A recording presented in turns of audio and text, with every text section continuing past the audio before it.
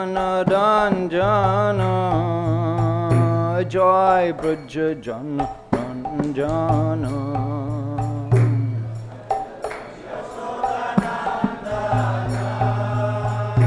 Jai Braja Jana Ranjana Jai Braja Jana Jai Radha Madhava Jai Kunja Bihari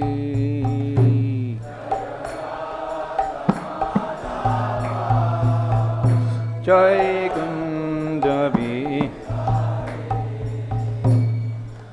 Jamuna Tira Banachari Jai Kunja Bihari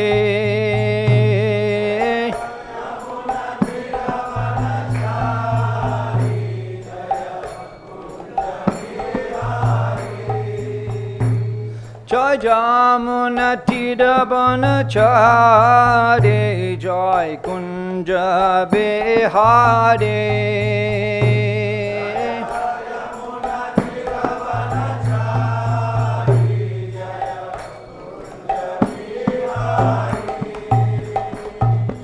Joyam Vishnupad Paramhansa Parivrajakaacharya Ashtasarasara Sri Samasura Abhacharana Aravinda Bhakti Vedanta Swami Śrīla Prabhupada ki ISKCON Pratishtata Acharya Śrīla Prabhupada ki Ananta Kori Vaishnava Vrinda ki Samaveta Gaud Bhakta Vrinda ki Jai Shri Shri Nitai Gauda Sitana Brahmanande Hari Hari Bol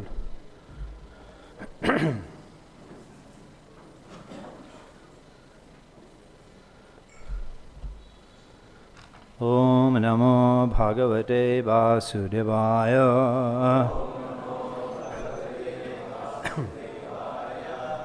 Om Namo Bhagavate Vasudevaya Om Namo Bhagavate Vasudevaya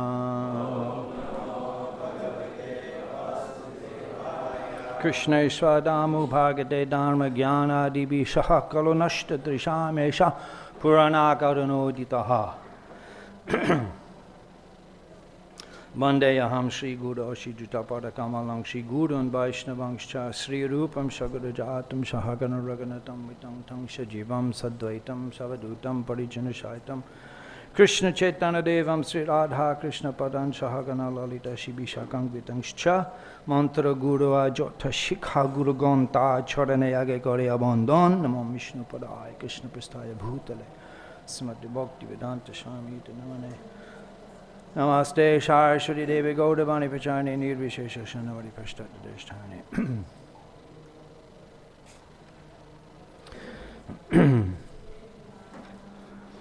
Manuru Bachaha Brahma Srijat Samukhato Yusman Atma Parish Pasya Yusman Atma Paripshaya Chando Mayashtapo Vidya Yoga Jukdan Alampatam Manu uvāca Brahmasrijat Samukhato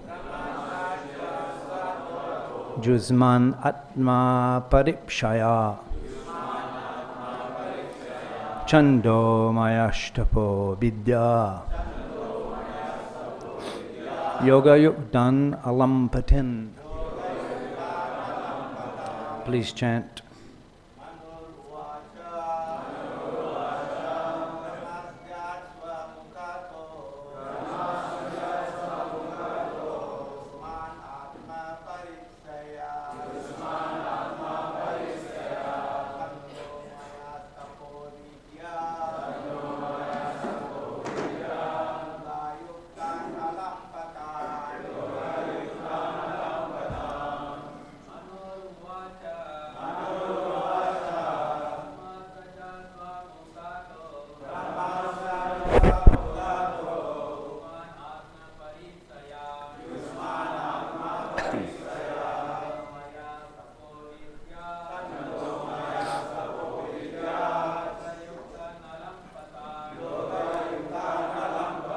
Vaishnavi,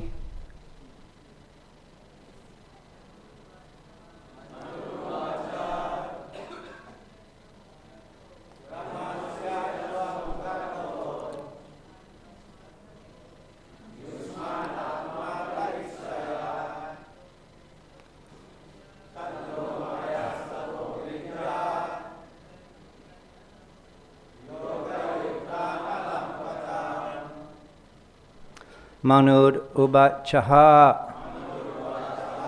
Manu said, Brahma, Lord Brahma, asrijat, created, samukataha, from his face, Yusman, you, Brahmanas, Atma paripshaya, to protect himself by expanding,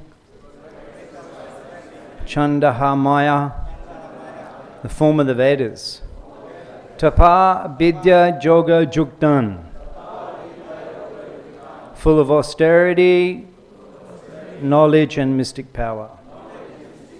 Alampatan, averse to sense gratification.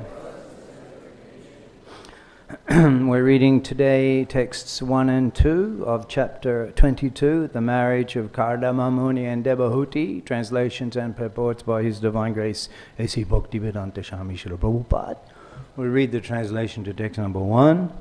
Śrī Maitreya said, after describing the greatness of the emperor's manifold qualities and activities, the sage became silent. And the emperor, feeling modesty, addressed him as follows. Manu replied, to expand himself in Vedic knowledge, Lord Brahma, the personified Veda, from his face created you, the Brahmanas, who are full of austerity, knowledge and mystic power, and are averse to sense gratification. Purport by Srila Prabhupada. The purpose of the Vedas is to propagate the transcendental knowledge of the Absolute Truth. The Brahmanas were created from the mouth of the Supreme Person, and therefore they are meant to spread the knowledge of the Vedas in order to spread the glories of the Lord. In Bhagavad Gita also Lord Krishna says that all the Vedas are meant for understanding the Supreme Personality of Godhead. It is especially mentioned here, Yoga Juktan Alampatan, Brahmanas are full of mystic power and are completely averse to sense gratification. Actually, there are two kinds of occupations. One occupation in the material world is sense gratification, and the other occupation is spiritual activity, to satisfy the Lord by His glorification. Those who engage in sense gratification are called demons, and those who spread the glorification of the Lord or satisfy the transcendental senses of the Lord are called demigods. It is specifically mentioned here that the Brahmanas are created from the face of the cosmic personality or Virat Purusha. Similarly, the Kshatriyas are said to be created from his arms, the Vaishyas are created from his waist, and the Sudras are created from his legs. Brahmanas are especially meant for austerity, learning and knowledge, and are averse to all kinds of sense gratification. Srila Prabhupada ki mukam kari dibachalam pangam langai tekidim chakrapatamaham bande Sri Gurun dinatarinam. I just was listening yesterday, Prabhupada was saying that the Brahmanas are like the head, the Kshatriyas are like the arms, the Sudras like the legs, Vaishyas like the waist. He said the Brahmanas, this is logic, their significance, the essential. He said you can cut the leg, you can cut the hand and carry on, but you cannot cut the head. A simple analogy indicating the significance. So Manu here is glorifying the Vedas, the Brahmanas, and we just heard that Kardama Muni is glorifying the Kshatriyas. He was saying Kardama Muni was saying how that you travel on your jeweled chariot in a room about as brilliant as the sun, with a huge army producing fierce sounds and with the twanging of your bow, and you maintain the laws which govern the varna and ashram. And therefore, if you're not doing this, the rogues and the rascals will become prominent, and unrighteous people will flourish who only hanker after money. So in this way, Kardama was just glorifying Swayambhuva Manu. Now Swayambhuva Manu, he's glorifying the Brahmanas, and specifically Kardama Muni. Now how did we get to this incident in Srimad Bhagavatam? Briefly we can describe that in the beginning, the sages were assembled in Naimisharanya. They inquired from Sutta Goswami, the elected authorities, Buddhi Nikarmani. There's so many prescribed duties, karma, buddhi, so many. Shrotabhyani vibhaga saha, in so many different divisions, which have to be studied section by section.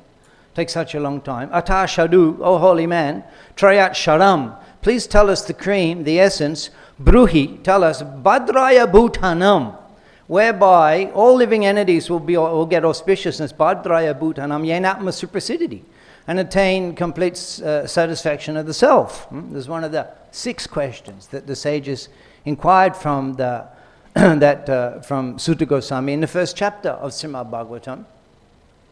The subsequent 3 chapters, they're answering in general. Sutta Goswami is responding that the Savai-Punksha Pada Dharma, the highest activity and the highest Dharma for all living beings, is that Adho-Bhakshi Adhokshajaya, awakening love for the transcendent Lord. And that love can be awakened specifically in this age. This yagya that the sages were performing was at the beginning of Kali Yuga. Beginning of Kali Yuga. He was saying particularly in Kali Yuga, the process for awakening that dormant love for the Supreme Transcendent Lord is the process of hearing. Srinvatam Swakata Krishna. Just by hearing about Krishna, is the second chapter. Srinvatam Swakata Krishna, hearing about Krishna. Punna Shabana Kirtana. Just by the Shabana Kirtana, you get all the benefits of pious activities, which are not really possible to perform in this age, because people they don't have the integrity. So just Srinvatam Swakata Punya Shabana Kirtana. And then Rijantashtohi Bhadrani Vidunati, all the impious things are removed from the heart. Saritsatam by the Nashta Prayeshu, Abhadreshu, Nitam Bhagavat Sevaya. Just by regularly hearing the Bhagavat, it mentions from Bhagavatam, Nitam Bhagavat Sevaya.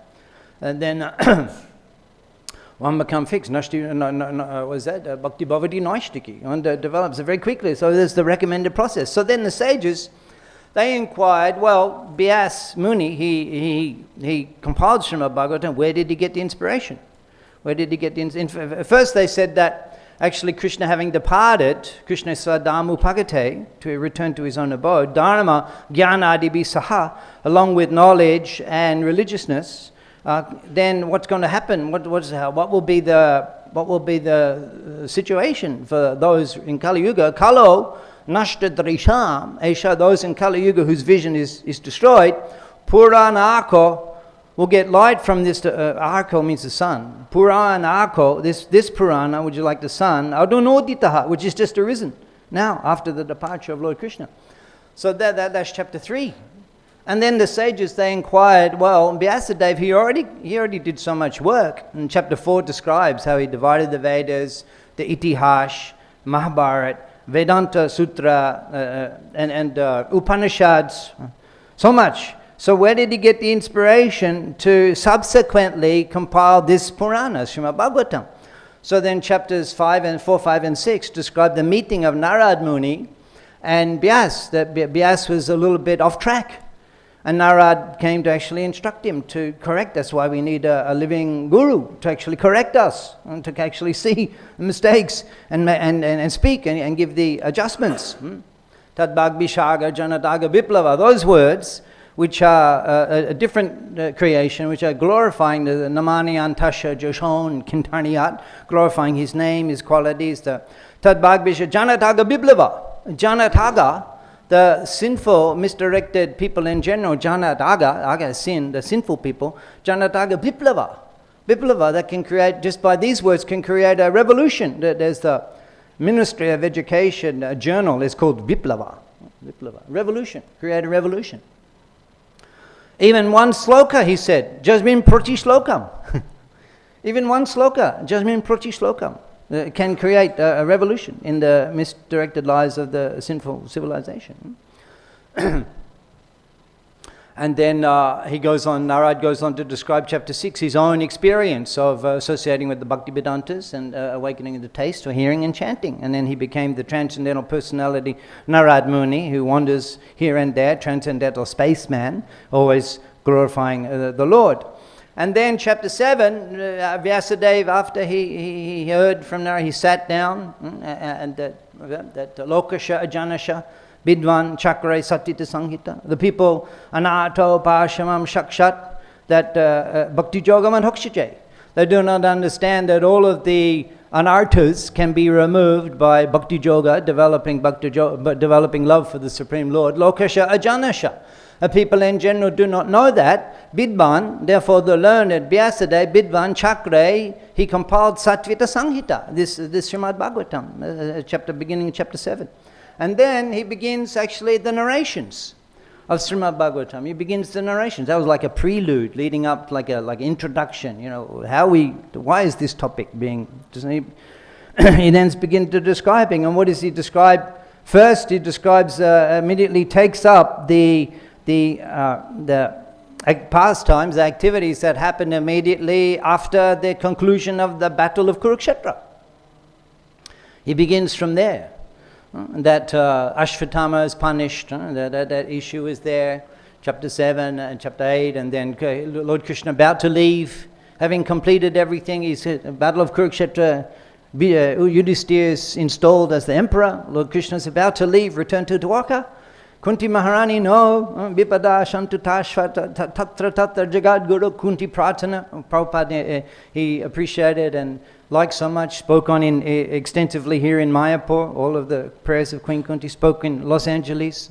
All of the prayers of Queen Kunti. BBT created a special publication, Prayers of Queen Kunti. And then the Pandavas, they all, along with Lord Krishna, they go back to the battle, Kurukshetra, and Bhishma's passing away. Wonderful chapter, the glories of Bhishma's glorious departure in the presence of Lord Krishna.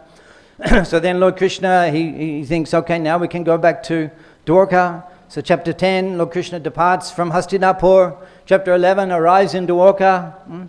And then the birth of Parikshit. And then we go to, Vidura. He comes back to the palace. Vidura, he skipped the whole battle of Kurukshetra. And then he comes back to the palace after everything at this time, and Vidura delivers Dhritarashtra and Gandhari and that Leela. And then the Pandavas retire in chapters 14, 15. And then Parikshit becomes the king. Parikshit is wandering, doing his duty as the king. And then the incident of Shringi and Samika Rishi, and Parikshit cursed by Shringi, the Brahmin boy. So then Parikshit, he accepts it, considering himself too attached to material life. Now opportunity, Ante Narayana Smriti, end of the first canto. Shukdev Goswami is sitting on the banks of the Ganga. 60,000 sages have assembled there. Shukadev Goswami, who appears naked. The Bhagavatam is spoken, Sukadev Goswami, he's not wearing clothes. It's very... Sukadev, he's 16 years old, such a transcendentalist. Right? So then second canto, it's interesting, Prabhupada completed first canto in 1964, August. He was just completing the purports to the 19th chapter of the first canto when he was in Mumbai collecting for funds to publish that third volume. Prabhupada himself published the first canto in 3 volumes. The first volume was sponsored by Hanumat Prasad in Gorakhpur. Prabhupada spent all of his money to go there, Gorakhpur. Prabhupada had 150 rupees left. He was in Delhi, Chippiwada, from Delhi to Radha Damodar, working on the translations in the Association of Rupa and Sanatan. the 6 Goswamis. There's a letter there on Radha-damana temple. Prabhupada says that the Goswamis will communicate with you at this place. Maybe they communicate with you, but certainly they were communicating with Prabhupada at that place. He was commuting and selling back to Godhead, and he went, spent all of his money, go to Gorakhpur, met Hanumat first volume. And then Prabhupada printed, and personally, the Leela extensively, getting the paper, doing the proofreading 3-4 times, getting the binding, getting the dust jacket, and personally engaged a Bengali artist to paint that dust jacket of the Vaikuntha Loka and Krishna Loka. So Prabhupada was selling that first volume, getting funding for the second volume, and then someone from Bengal Sugar Company, he sponsored the second volume, 5,000 rupees. Prabhupada was able to publish the 2 volumes. And then he was working on the third volume, and Prabhupada he heard from his godbrothers in Mumbai about Sumati Moraji. So in August 64, Prabhupada first visited Sumati Moraji. Actually, he had to sit on the steps of the Skindia steamship company for 5 hours. The staff, they wouldn't allow him to see Sumati Maharaji, and Prabhupada was sitting on the steps for 5 hours. And Sumati Maharaji, leaving in the afternoon, leaving the office, she saw this sadhu sitting there.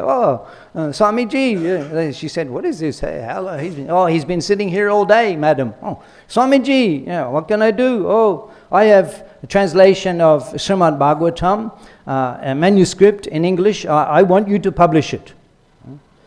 Please come, Swami, next day. And that was in August 1964. I remember because I was born just at that time. And because I always remember, August 1964. We were affected. Those of you who were fortunate to be on the planet when Prabhupada was here and spreading Krishna consciousness, it had an effect on our consciousness. So Prabhupada, he completed that in 64 and then began arrangements to make his departure to the US, passport, visa. He suddenly got the letter from Gopalalu Agarwal. Prabhupada was surprised. A letter had came, you're sponsored. He was surprised. He was able to get the passport in Delhi and then visa. Also he got the visa and he had to get the P form. That was quite a leela. The P form is something from the Reserve Bank of India that person has no debts. And the first clerk said, Swami ji, I'm sorry, you are sponsored by an individual, so we cannot approve. Sorry, you're cancelled. Prabhupada said, no, this is not how it will happen. He said, no, this is not how it will happen. No, I want to see your supervisor. I want to see you. Demanding, I want to see you. Okay. Prabhupada said it was almost the man who top posted in the Reserve Bank of India. He got to see. And as soon as he went into the office, Prabhupada, he said, Swamiji, yes, you're approved, your application is approved. So then Prabhupada went, and so with the first canto in 3 volumes in the trunk, I think it's 300 or 400, not sure exactly how many sets. And then arriving in the US, Prabhupada left the Bhagavatam translations for some time to be discussing these things in the presence of Rameshwar Prabhu. What an honor, how I got such an honor. So Prabhupada, he first began working on Bhagavad Gita manuscript. He left after the first canto, he left the Srimad Bhagavatam. First canto, Bhagavad Gita manuscript was done. And then Prabhupada wrote the Ishopanishad. And then Prabhupada, I'm not sure of the exact order, but these are the books. He wrote the first Bhagavad Gita, as it is, translations and purports, and then the Ishopanishad and the teachings of Lord Chaitanya, 1968, teachings of Lord Chaitanya. Prabhupada felt that the first English version of Mahaprabhu wanted to introduce Chaitanya Mahaprabhu's teachings to the Western world, teachings of Lord Chaitanya. I can't resist whenever I get an opportunity to say this. It's so ecstatic that the first paragraph of teachings of Lord Chaitanya. Prabhupada didn't go into the Adi Leela, that's the philosophy, Panchatattva, all the different personalities, first 12 chapters. Subsequent 5 chapters are a summary of Mahaprabhu's Navadip Leela. Madhya Leela, Mahaprabhu's is taken sannyas. Prabhupada did not even begin the beginning of Madhya Leela. He began in the middle of Madhya Leela, chapter 19, the Rup Shikha. And actually he didn't even begin in the beginning of the chapter. he began at a specific incident. It's very interesting to note that the very first impression that Srila Prabhupada wanted to give to the Western-speaking world of Chaitanya Mahaprabhu, it was a specific incident that he wanted to share. This is Chaitanya Mahaprabhu. Mahaprabhu was, you can check after the class if you're interested, get the teachings of Lord Chaitanya, open it up, look at the first chapter, look at the first paragraph. Prabhupada selects a specific incident. It's very interesting. What was that incident? Oh, assembly of pure Vaishnavas. Would you like to hear? Prabhupada's describing Chaitanya Mahaprabhu having returned from Vrindavan. He's in Prayag. He's going to the temple of Bindu Madhav. Thousands and thousands of people had gathered. Mahaprabhu's preaching is kirtan. Kirtan. He wasn't even giving lectures. He was just dancing, and wasn't even a big party like we have with the loudspeaker and the van and two mics. It's just Mahaprabhu and thousands of people. He's just dancing and chanting the whole time on his own, it appears. And the thousands and thousands, this is the first sentence. Thousands and thousands of people had come. Keo kande, keo hashe, keo nache gai. Some were crying, some were laughing, some were dancing and singing. Krishna Krishna boli keo, goda gadi jai. All were chanting the name of Krishna, goda gadi jai. Some were rolling on the ground. Some were rolling on the ground. This is the first incident that Prabhupada selected to present. Who is Chaitanya Mahaprabhu? He is the one that when you become his follower and you raise your arms, you chant the holy name, you will roll on the ground and cry in love of Godhead. Prema Beshe Nache Prabhu Hari Doni Kori. The next line. Prema Beshe, overwhelmed in love of God. Prema Beshe Nache Prabhu Hari Doni. Prabhu is dancing. Hari Doni, calling out Hari Hari Hari Hari Hari Doni. Udva Bahu Kori, with his two arms raised. Udva Bole Bolo Hari Hari Bolo. He's chanting Hari Bolo Bolo Hari Hari Hari. So that's teachings of Lord Chaitanya. Back to the Bhagavatam overview. Teaching of Lord Chaitanya. I can't resist. Whenever I get an opportunity, I can't resist that. Teachings of Lord Chaitanya. And then Nectar Devotion. Nectar Devotion, 1970, 1971. Nectar Devotion. And then the 71, I'm not sure of the exact dates. I'm ashamed in front of Rameshwar Prabhu to describe these things. But Prabhupada again began second canto in 1971, so like that second canto. And second canto is very philosophical. The purports, all very jam-packed philosophical purports. Prabhupada's the whole canto is very philosophical. The discussion between Lord Brahma and Narad Muni. Narad Muni is actually the son of Lord Brahma, and he's confused about who is Supreme Lord. He's thinking Lord Brahma is the Supreme, and then Lord Brahma, his guru, instructs him about Narayan, the Supreme Transcendent Personality of Godhead, and then the 4 seed slokas of the Bhagavatam, Lord Brahma, is described how he received Tene Brahma Rida Ya Adikavaye. That the Adikavaye, that's Lord Brahma, the original philosopher, Adikavaye, Tene Brahma Ridha, that in his heart the Lord personally inspired him with the Gayatri mantra and transcendental knowledge in the 4 seed slokas of the Bhagavatam. And Brahma, he instructed Narad, and then Narad instructed Vyas. They say sometimes that, was that Tadvag? Jasmin Pratishlokam Abhadabatyapi. Even though there may be some discrepancies in the compilation of Srimad Bhagavatam, what is that actually referring to?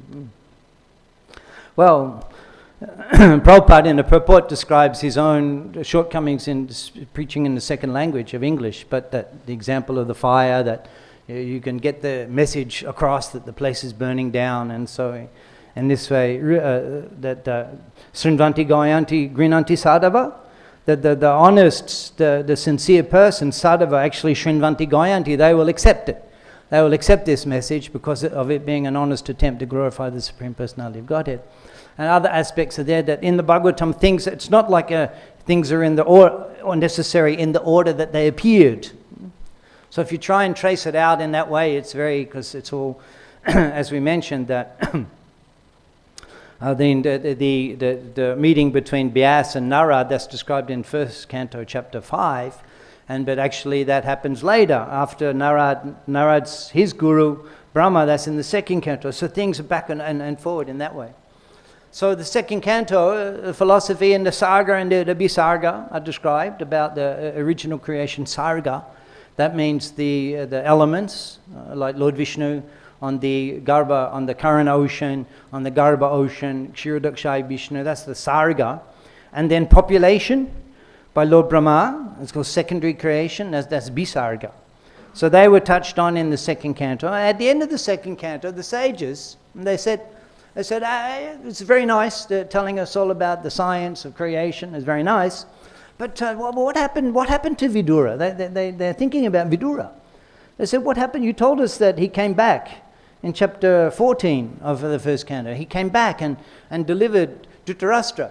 You told us that. So what happened? Where did he go? What was he doing when he was away? Tell us that. Now, that response to that question is cantos 3 and 4. Actually, cantos 3 and 4 and 5. That's the response to that one question. What would Vidura do on his pilgrimage? What happened? So then they begin to describe what happened to Vidura on his pilgrimage. And the beginning of this canto, third canto, the first 4 chapters, is the Vidura and Uddhava.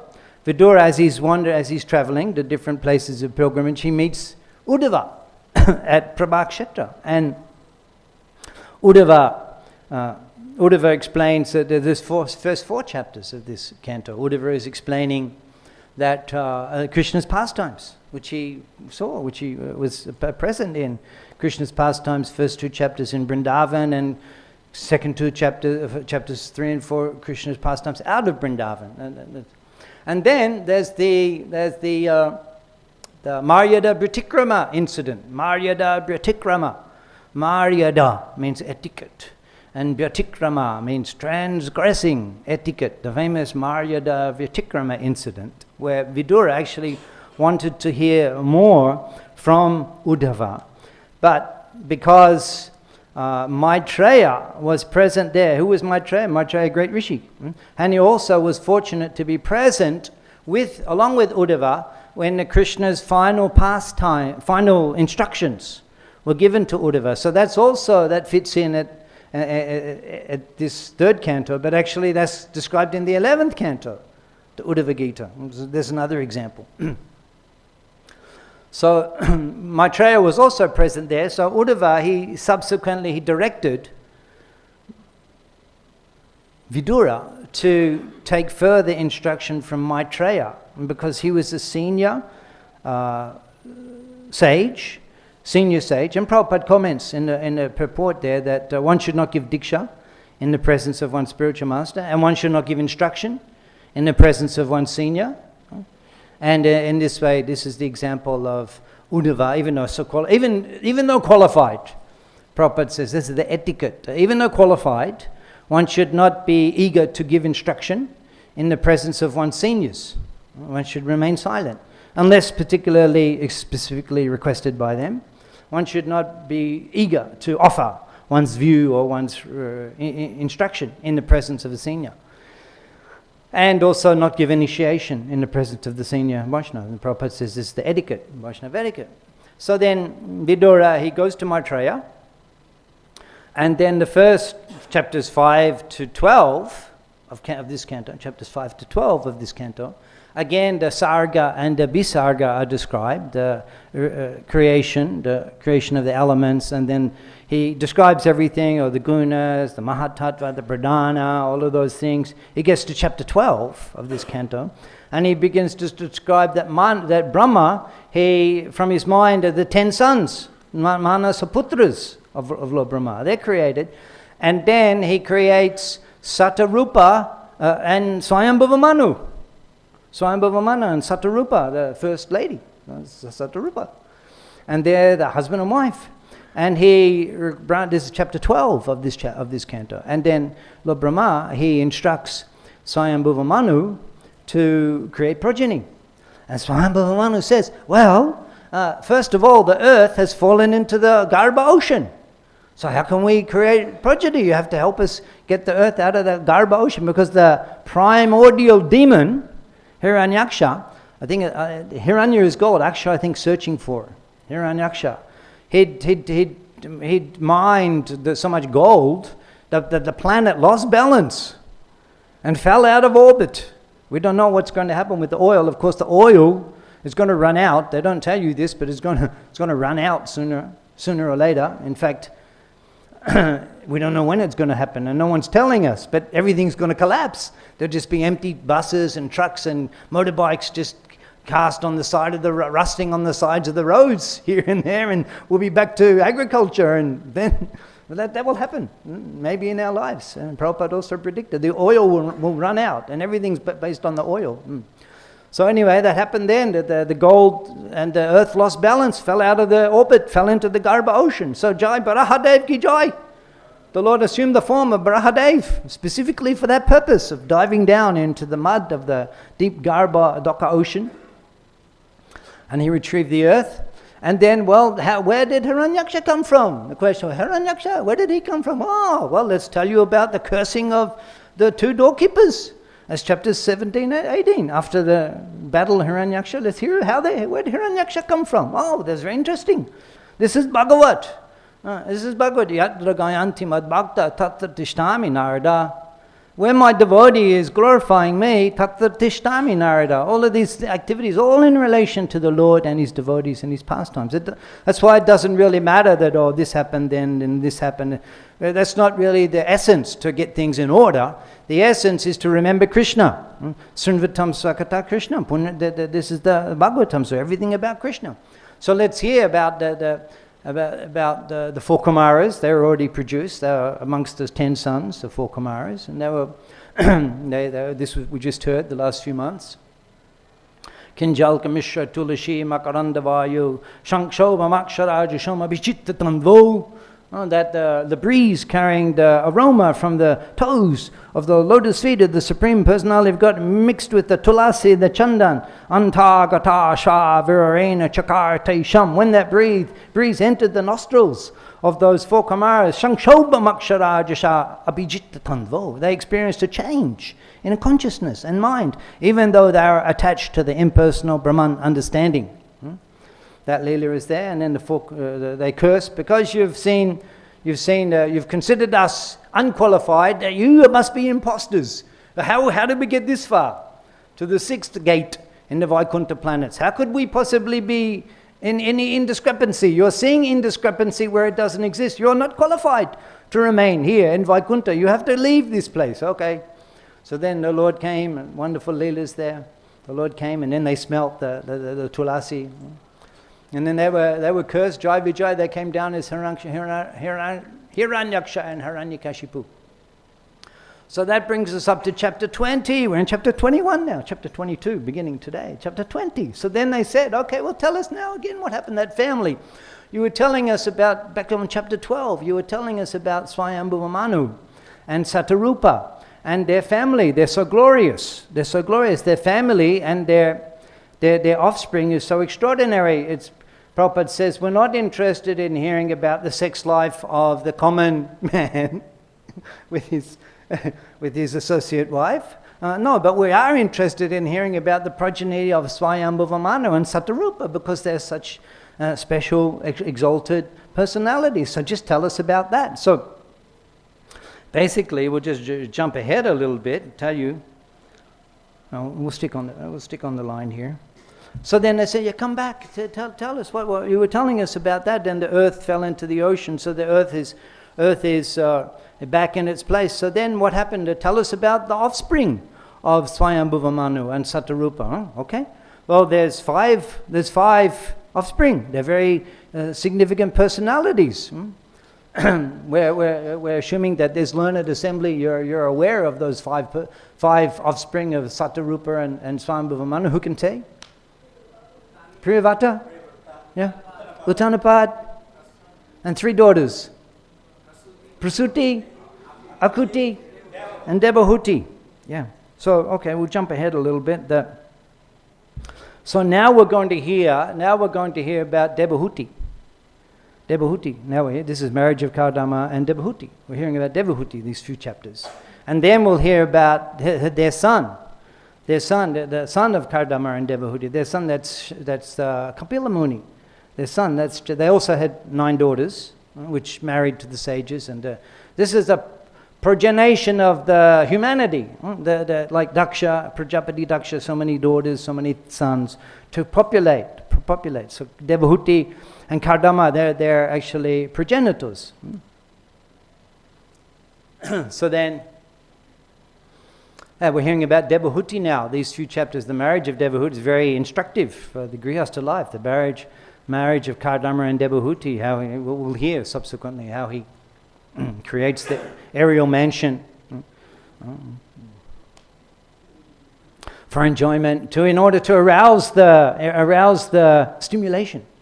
The aerial mansion with different rooms for different activities. The whole room for different types of enjoyment in different rooms, with the silken sheets and the soft beds and the jeweled bedecked columns and the ornate carvings. And he's a mystic yogi. 10,000 years. Kardama Muni, he was instructed by Lord Brahma to create progeny. So first he went for 10,000 years of austerity. In many cases like this, end of this canto, end of the fourth canto, who are they? The Prachetas, they were doing austerity, and Narad said, look, no need to worry about going on to the next stage of householder life. You're already fixed up and have that taste for austerity. You stay like this. He preached to them, Narad Muni. So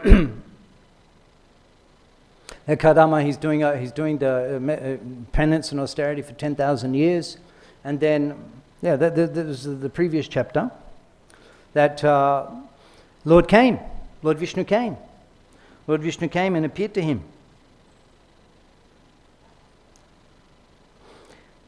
in his yellow dress, with beautifully decorated with ornaments, with the Kushtuba gem and mark of Sribats, and his curling blackish hair, and the Sankara, Chakra, Gada, Padma, the four symbols of Lord Narayan, standing on the shoulders of Garuda, whose flapping wings were creating the sound of the Vedas, the hymns of the Samaveda. And then Lord Vishnu appeared in front of the Kardama Muni, and Kardama Muni discussing about how he was desiring a wife of like a disposition. That's described in great detail in Prabhupada's purports about balancing material aspirations with the spiritual objective, and everything can be accommodated. Lord Vishnu said, no problem, I've already arranged. Nothing wrong with that. In fact, you're expected to be a householder and create so much progeny. It's not illegal. This is desired. I've already arranged such a wife, such a beautiful wife. The daughter of Swayambhuva Manu and Satarupa, they will come and they will bring her. They will come here and bring her. And she's so beautiful. She's so qualified, with blackish eyes and a good character and all good qualities, ready for marriage. In fact, we'll hear in a few verses that the great demigod Vishvavasu, he was cruising around in his Pushpa Biman, in his transcendental airplane, and he happened to see Devahuti on the top of the palace playing ball. Prabhupada says that only the ball playing is meant for the princesses. Ball playing on the top of the palace, not in the public sports field. On the top of the palace. He also says that the modern sports is just men that they want to look at the body features of the ladies in the playing sports. And it's becoming popular in India now. I think they've started boxing in India, ladies. They've started boxing. All the other things, hockey, cricket, we're well aware with that, but boxing is a new one. MMA for ladies. What's civilization coming to? So she was playing ball on the roof, and Vishvavasu, the great demigod, in his Pushpa airplane, he saw her playing ball. He fell out of his airplane. Seeing the beauty of this Devahuti.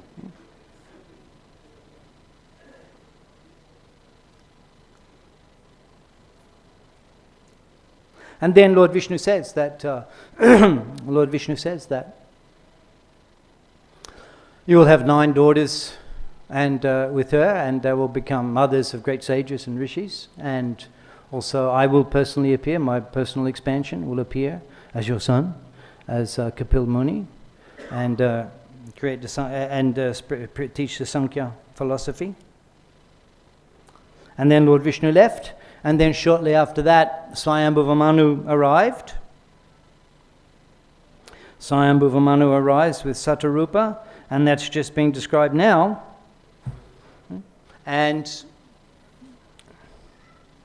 upon his arrival, Kardama Muni, he glorifies, we mentioned, he glorifies all of the qualities of the Kshatriyas. He's glorifying Swayambhuva Manu. And now in this verse, Swayambhuva Manu, he glorifies the Brahmins, that to expand himself, Lord Brahma, the personified Vedas, from his face created you, the Brahmanas, who are full of austerity, knowledge and mystic power, and are averse to sense gratification. That's the verse for discussion today. So just to project forward a little bit, that here, as we were discussing the family members of Swayambhuva Manu and Devahuti, that Swayambhuva Manu and Satarupa, that first is described, this daughter Devahuti, and her marriage is now being described, and then her offspring, and we'll come to the appearance of Lord Kapiladev, and then the subsequent chapters of this canto will be the teachings of Lord Kapiladev, which Prabhupada also wrote on as specific publications, Kapila Shikha. And then fourth canto will begin, we'll hear about Akuti in the first chapter of fourth canto, Akuti.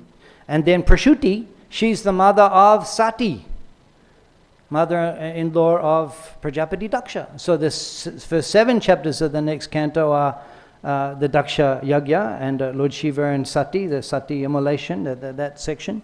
And then chapter 8 goes on to describe the sons, Uttanapad, and his pastimes, and his offspring, Dhruva Maharaj, chapters 8 to 13, King Vena, King Prithu, King Prachinibahi, that's chapters 24 to 29 of 4th canto, and then the Prachetas, they're also offspring, going down. That's the end of the 4th canto, and then chapter 5, beginning with Priyavrata, and Priyavrata is described. And his offspring, chapters 3 to 6 of 5th canto, Rishabdev, chapters 7 to 13, Bharat Maharaj, and in that way we carry on. And then there's the heavenly planets at the end of the 5th chapter, and then the question about going to hell, Ajamil, 6th chapter. And in this way, a little bit of a brief overview of the first 6 cantos of Srimad Bhagavatam, and specifically how this verse fits in. Srila Prabhupada ki jai!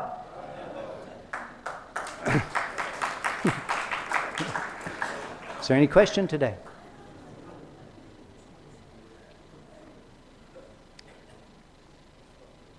Yes.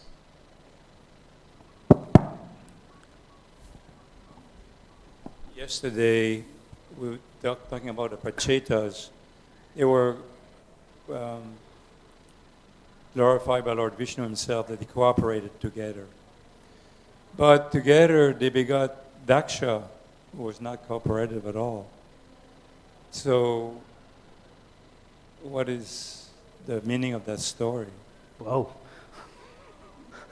I'm at liberty not to address that because it wasn't a topic I discussed today, but I mean, Daksha, he's not completely off track. He did his duty of creating the progeny and all that. He was expert in that, so that's my comment on that. Any other questions?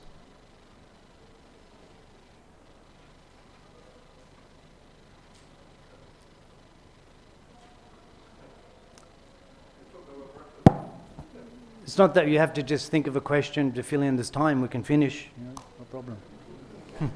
Yes, Rameshwar Prabhu has a question.